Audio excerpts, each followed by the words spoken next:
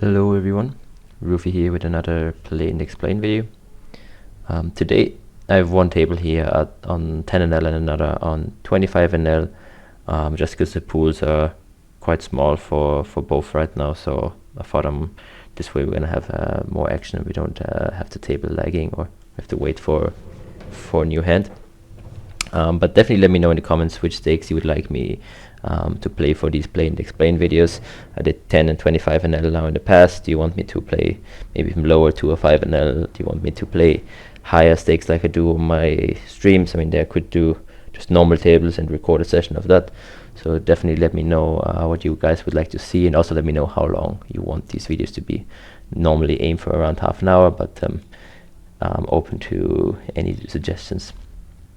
So without any further ado, let's get into the action and try to play some solid poker, try to play aggressive, try to exploit the weaknesses that we can see in our opponent, and yeah, see how it goes. So for example, hands like this one that are not quite strong enough to open in theory, but I expect people to not 3-bet enough here. Blindy blind, I think, can get in there, and yeah, of course we do just get 3-bet.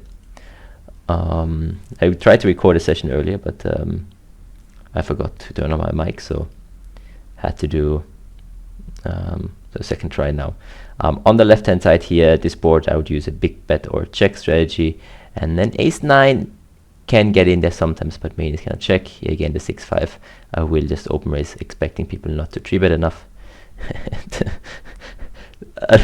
Okay, that's funny. We get two situations where we do get punished, but yeah, I think it's still fine. Here I'm gonna use still a big delay size, mainly for my weak top pair, my strong second pairs. Definitely the one with the redraw can reopen there. If I had a hand like pocket 8s, pocket 7s, I'd probably check one more time. Yeah, so left hand side 10 NL, and the right and the green one is 25. This hand makes for a good 3-bet bluff, blindy blind. The weakest kind of hands, Jack 8 offsuit, Queen 8 offsuit, 10-8 offsuit, King 7 offsuit. Those are these type of weak hands that you want to put into your polarized 3-betting range, blindy blind, just because ranges are so wide, really. You wouldn't really do that from other positions, only here where ranges are quite wide. Now we do actually have a hand, blindy blind, that we definitely continue versus a 3-bet, and this time we just get a call. We get a low connected flop. These flops are typically ones where I would just check my entire range. They're really good for the big blind. He can have 6-5 offsuit that we don't have, and obviously he has two pairs like 7-3 suited and 7-4 suited that we can also not open. And then we can mix between check raise and check call. I don't mind either way here with the jacks. The more disconnected the board is, the more we want to check raise a hand like this one. So 7-4 deuce would already be better. So let's go for a call this time, and then check again. Now he goes for pot size, but sizing, so it's quite tough to, well, he can still value bet somewhere, since we definitely call again. On this left hand side, I don't mind just going for a small range bet on this really dry disconnected boards that are good for me. We're gonna check one more time to him as the big blind. He could have bluffs like a Queen 4, King 5, those type of hands, and then obviously loads of value bets. And in this case, let me get the replay up. He had ace-10, rivered a top pair, which he decided not to value bet, interestingly. But against normal sizing with call, against an overbet we would have a tough spot, but definitely over bluffing here with his ace-10. So on the right hand side we went for a small c-bet, then go for check. Here he should polarize and use a larger sizing. Once he reopens the action, he really wants to say he has a strong ace or better. I mean, for this sizing we have an easy call. I don't think it's strong enough to raise, and then probably on any river we're gonna check call now. He has a lot of potential bluffs like Jack 10, King 10, King Jack, maybe some 10-8, and yeah, he could have even value bet like a worse hand on the turn. And in this case he had Jack 10 and decided to give up. Table 1, we will 3-bet our ace jack suited against what looks like two recreationals, given the short stack. King 10 here, blindy blind. That's just going to be a hand that performs better as a call. The suited variation that can call a 4-bet would mainly be a 3-bet. And against an overbet on a flop, you shouldn't really use an overbet sizing. Maybe you should use smaller sizings against which you could float, but obviously against the overbet we have all Queen X and 6X with backdoor 5-4. Don't need to call random King 10 high. Pocket 7's gonna be open raising against, looks like a recreational big blind. And here this guy seems to be pretty tight over a small sample, so we'll be open raising the King 3 as well. A larger 3-bet here, which is a fine sizing. Just know that your lower pocket pairs can already become indifferent, but I think 7 still calls here. And the King 3, I'm just gonna go for a small c-bet here. He goes for a small c-bet on the King 9 board. Pocket 7's still floating here versus 1-bet. And what a turn. We probably don't need to play any raising range here on this board. 25 big blinds we get randomly jammed on. I think something like ace 8, ace 9 or better would make a call. Depends a bit on how wide we think this guy is. And obviously now we're just calling down with our 7s. Pretty clean run out, unless he has pocket 9s. I don't really expect him to bet kings on the turn. We still have a decent amount of bluffs, something like queen jack, jack 10. And especially jack 10 with a double gut shot on a turn would definitely float twice. We have a lot of king x. I don't expect him to check too many king x on the river, so expect him to mainly have give ups, but nonetheless we'll be all in. And yeah, indeed, we just see a snap fold. 8-6 here against the min open from a recreational. We're definitely calling. Would fold very, very little here. See a very quick check. Now,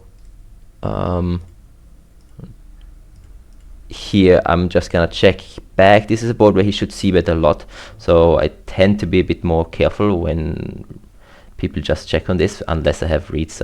That's always gonna be weak range.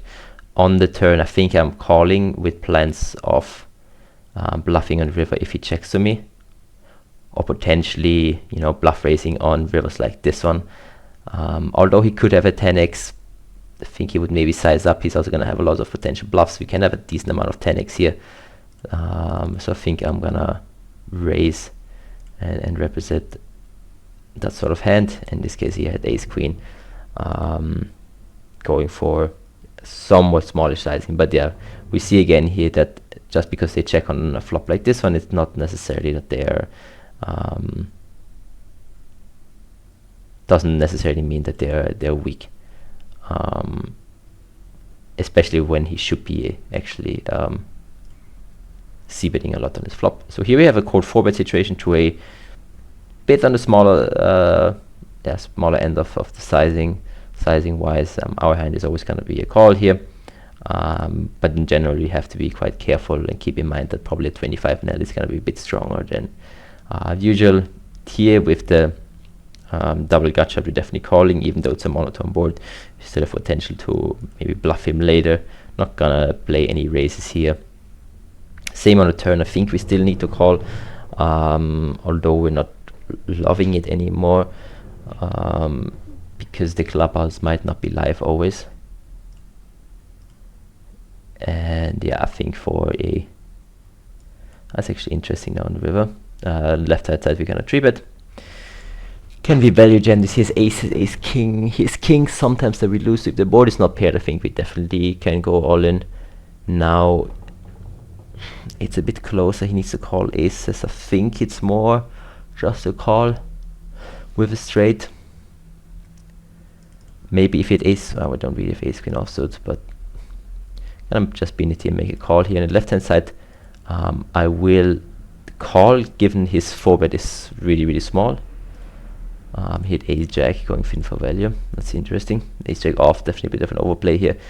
And he goes for really small c-bet sizing.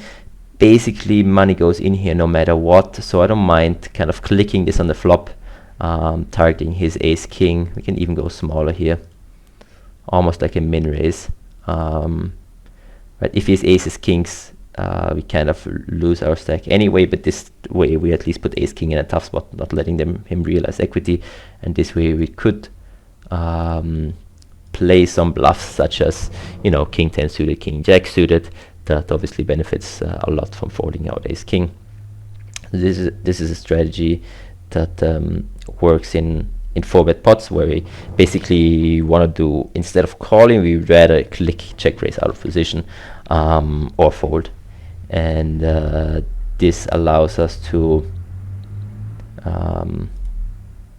deny more equity from the hands that he has, while also playing some bluffs instead of just calling and letting him realize all his equity. Here against the small C-bet pocket trees, I don't mind to just raise them. So board has is gonna miss a lot, and we just again deny a lot of equity if he's not floating wide enough with 2 overcards with backdoors, which I expect recreationals not to do. Yeah, I think this gonna perform well. That's also a board where we have a lot of strong hands, right? We have a lot of 5x, so definitely one where you can should be raising a lot. Ace Jack here, blindly blind, facing a 3-bet. You can either go 4-bet or check, 4-bet or call, and then on this board I'm just gonna range bet for a small sizing. On the turn, this is interesting in terms of what sizing we want to use. I think this is one of the situations where we actually want to barrel on the smaller size. We don't just want to bet an ace, we want to bet our weaker pocket pairs as well.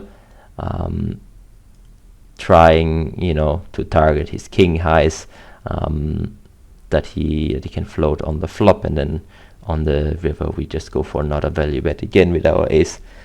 Now probably if we had hands like kings through jacks or king 10 or better, we'd probably go for block bet, and I think an ace can size up. Ace 8 with this rake structure, I think he's just folding. We could, yeah, I'd rather check a hand that is a bit stronger or a bit weaker, where having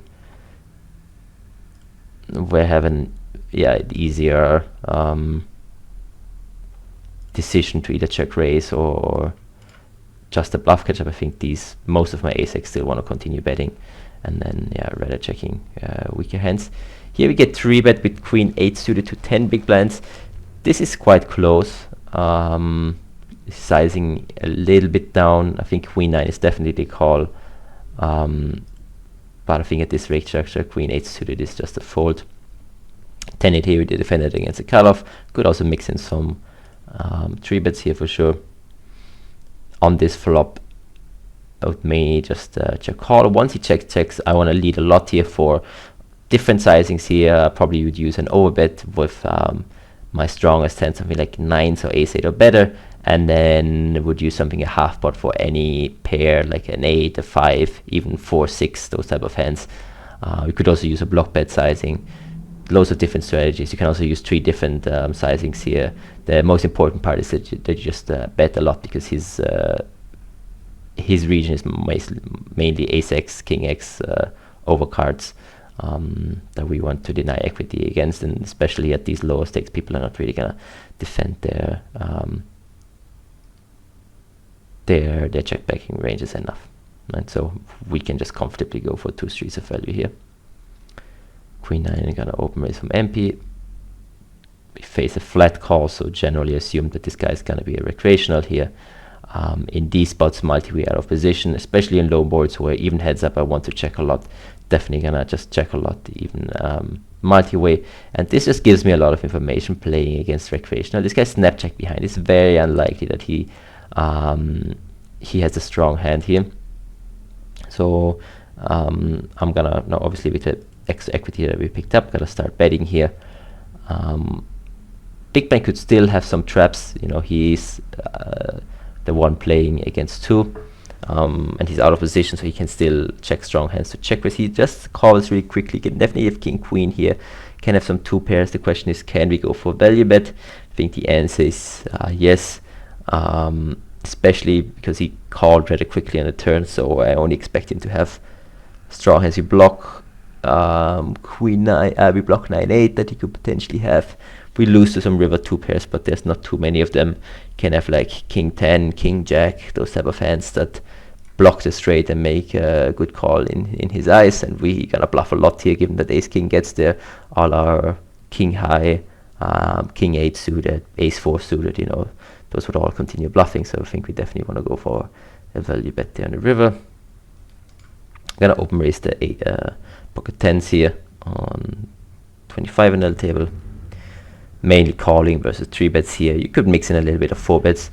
MP against button, kind of denying equity from hands like king queen offsuit that fold, ace jack offsuit that have to fold. And then on the left side against early position 2.5, this hand's actually just a fold. And I think we're just gonna do that here, especially because he picks the larger sizing. And here we don't want to call, we just want to 4-bet a lot. And it's not a mistake to fold if he jams, if you think he's too tight. And on this board, this is not that bad. He doesn't have 6s, 5s, 4s as much as in a 3-bet pot, so I think we can still go for a c-bet with 10s, and on the left hand side go just for a small bet here. You can definitely have queens and jacks here, which is annoying. Hands that are beating us, so we're not as comfortable. 9s, 8s that we would stack. Some flush draws that he could potentially have. But I think to jam this turn, I'd rather do it with queens or jacks. And here left hand before we time out, we get check raised, obviously calling. And then, yeah, he checks. I mean, we're still happily going for stacks here. On the left hand table, right hand table, we face a jam. Could definitely be queens and jacks a lot. Maybe 9s and 7s sometime. Don't think we can fold. Sometimes he has a flush draw. Sometimes weird overcards that floated the flop and now jam, like this one. And here we get the front jam on the river. Again, we're not planning on folding here. He can still have a worse 9 that goes for value. And this time he has 10-8 for the weirdly played check raise for value and the flop check call and then front bluff jam on the river. Was confused there for a second. And on the right hand side we just found the guy spazzing off with king 10, you know, fine hand to float against the small sizing, against my larger sizing. Don't think it's that good of a call. It's probably a bit too wide. And then on the turn, probably smaller sizing is fine too. But okay, we take it. Left hand side, lot of action. We see but these boards with 2 overcards, that's gonna be fine. And on the right hand side, squeezing the king queen off. So here you can mix. Obviously checking back is fine too, but this jack 10, queen 10 folding out some better hands, having a lot of nice barrel opportunities are gonna be fine. And on the table number 2, we squeeze, so we're gonna start with a small bet here. We lose to ace queen and then some pocket 5s and pocket 6s, but that's gonna be fine. And then on the turn, I don't mind checking to the recreationals, letting him bluff random things, especially because this guy seems to be apparently a bit wider. I don't mind checking here to letting him bluff. He snap checks behind, which is not great. Makes me mainly think he's on some sort of showdown value hand. So against that, I think I wanna just jam, try to get max value from a queen, queen 10, queen jack, maybe even hero calls from 8s or 7s. And well, both make sense as well, but against that we're gonna get stacked anyway. Here on this triple Broadway board, I decided to go for a small c-bet, and on the turn I will now go for a check. This board, I mean, obviously great for me, although generally out of position you have to check a lot, but this board I think is good enough. And now on the river, probably in theory it's just a block bet, but I think in practice we can be a bit more greedy and size up. 5-3 easy defend, and we just get a fold here. I think he's gonna have a decent amount of king jack, king 10, etc. He'll face a small bet. Definitely gonna start off with a raise here. Decent board for me, a board where he actually wants to size up. If you think about hands like pocket jacks, 10s, queens, ace 9, don't think they're gonna use the small sizing all that often. Of course we have a lot of potential bluffs here, especially on the 4 we're not wrapping too much, but I'm just gonna go with the read and think that he would size up his hands on the flop. Here multi-way and a board that's good for the button call and the big blind. I'm gonna start with range check with all of my hands, and then this hand can go into check call or check raise. Either one is fine here. We have to be a bit careful here just because he smashes this board so much. And on this river where a lot of my perceived draws get there, also a lot of his draws, but I think it's still gonna be fine to jam here. We could also go actually for a smaller sizing here. Just kind of saying we have maybe like 10-7 here that doesn't want to go all the way. And then when the other guy calls, I'm just gonna call here. If I raise, I'm gonna, yeah, we get called by ace-9. So he actually did pick a strong hand for the small sizing, and then call down on river where most of our natural draws get there. We'll talk about this hand in a second. And then here it checks around on a turn, the river completes the flush. Interesting spot here. I think we just want to go and bet our hand something like a normal sizing. Again here, the hands I wanted to check to potentially check raise would be stronger hands that are comfortable putting in more money, and hands that are weaker I would check to then check call. But I think this hand is just this type of hand strength I want to bet.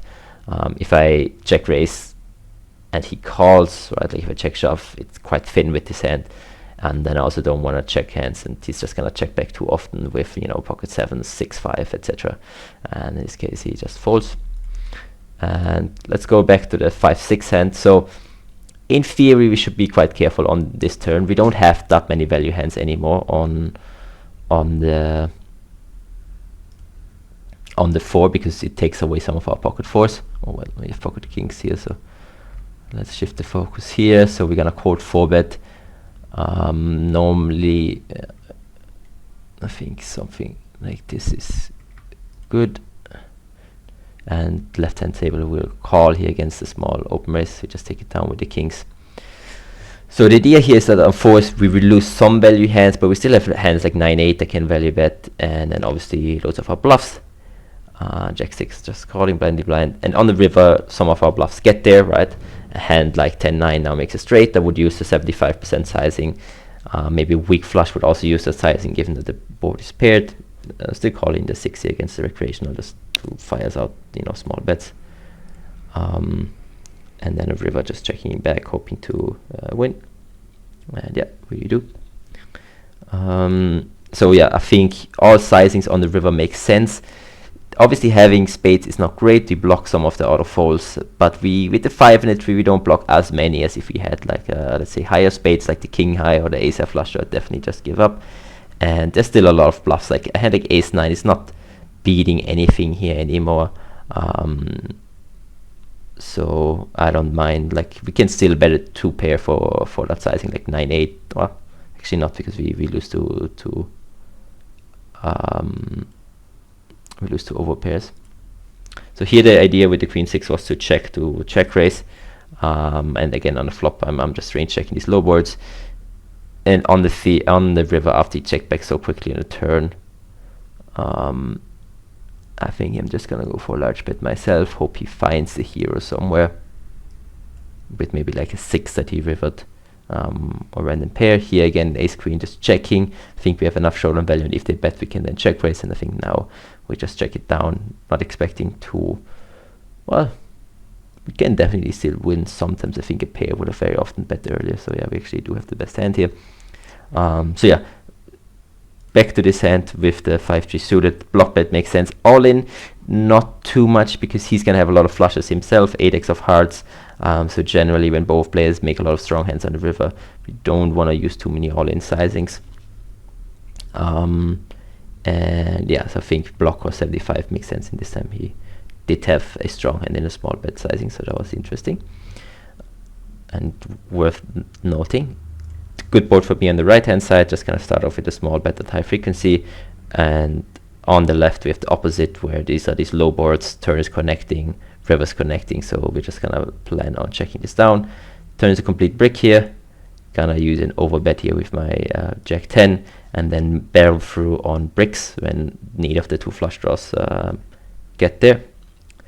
And here it checks down all the way to the river, where we have a decent bluffing candidate. Obviously not loving that he uses the large sizing, but we block Jack 10, we block the nut flush, and this game he does have Jack 10.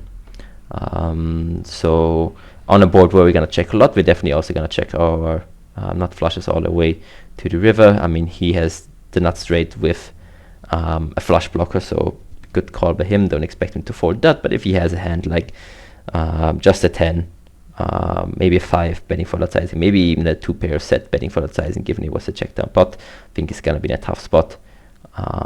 And our hand decent bluff raise on the river in this line. Here we have a monotone board with the nut flush blocker, so we're gonna start off with a small bet, mainly planning to triple barrel this as if we had the nut flush. A7 against 2.2, just gonna be a fold.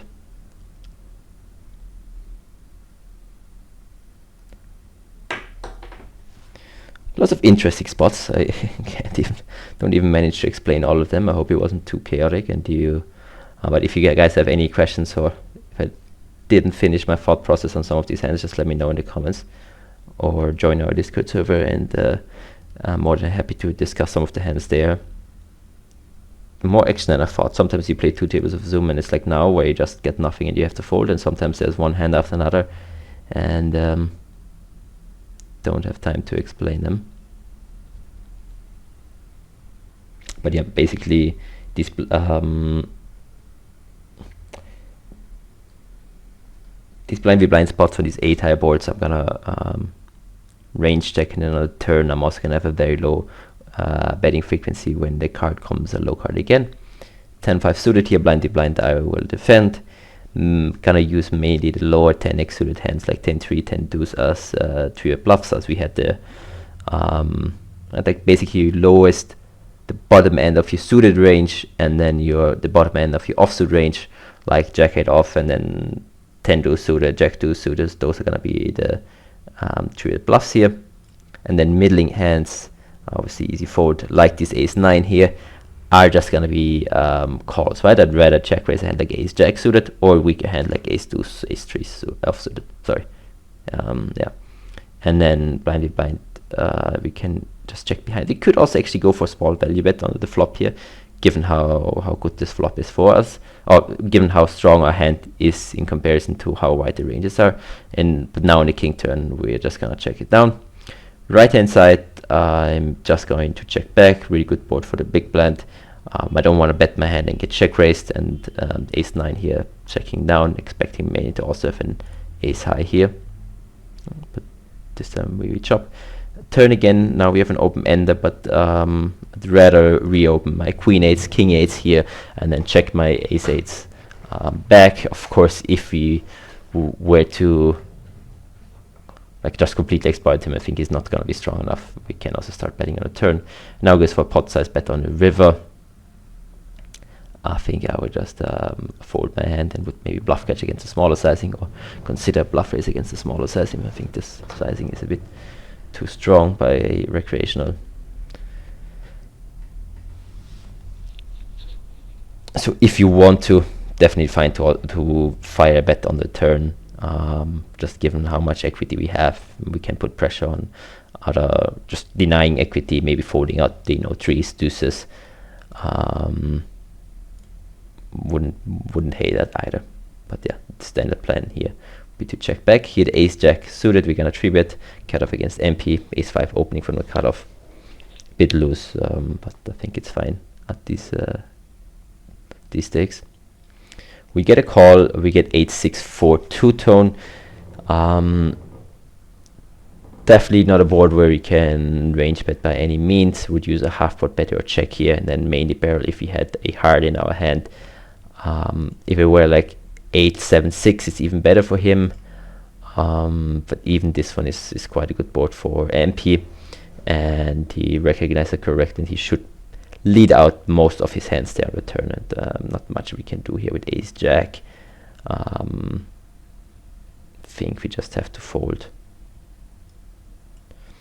Opening the pocket trees here against the button, mixed frequency calling or folding sizing is okay, and we'll make a video. So let's say we roll the call, and we flop the sets, and it's always good to call.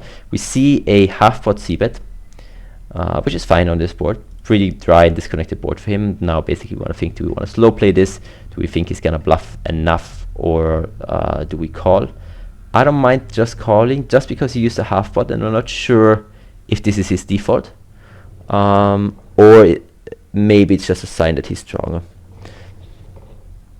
On the turn we see another half pot, where I would expect him to size up. So now I will raise, trying to sort of represent maybe like a turned, straight draw with ace jack, ace queen, and trying to make sure I stack his ace king, ace king queen type of hands.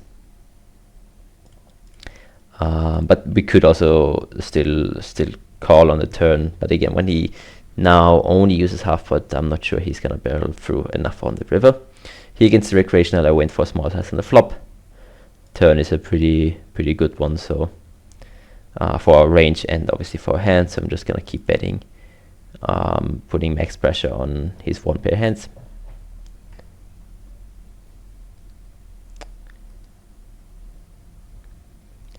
So yeah, against the small sizing would basically pure raise my sets on the flop. Against the larger sizing, I think it's fine to call sometimes, and if he would barrel large direction all in on the turn, I would definitely just then slow play after I called on the flop. But given that he kind of sized down in relation to the pot, I decided to raise my hand. Queen 7 here, going for c-bet again. Board went theory we should do a decent amount of checks, but he also asked big blind. In order to punish us for that, he needs for c-betting, maybe a bit wider, he needs to raise a lot, which I don't really expect him to do. And king 7, not really an open, but if people don't 3-bet enough, it's gonna be fine. You see him to have a limp pot. We'll just check behind and ISO only the best hands. Middle pair with a weak gut shot, so definitely not strong here 4 ways. It's quite close on the flop here. I think we can still call just because we have a redraw going with our hand, and it's a limp pot. This guy can have close to any 2 cards here, and we can bluff some runouts like this one. Let's say he checks behind. We could potentially consider bluffing this. It goes for small bet again. I think with so little equity we do just fold here. If we had some information that this is always weak, we could also consider raising, but I think the solid play is to just fold. Ace 2 again opening, and then going for small c-bet on this flop. We should have some checked backs, but especially having the ace of spades here is always better than having the ace of hearts here, at least blocking some backdoor flush draws. On the left hand side also going for a small range bet, pretty good board for me, and obviously also for a hand in this case. Yeah, sorry, going for half an hour. So I'd say we sit out next big blind, maybe get some interesting another interesting spot with pocket 10s here.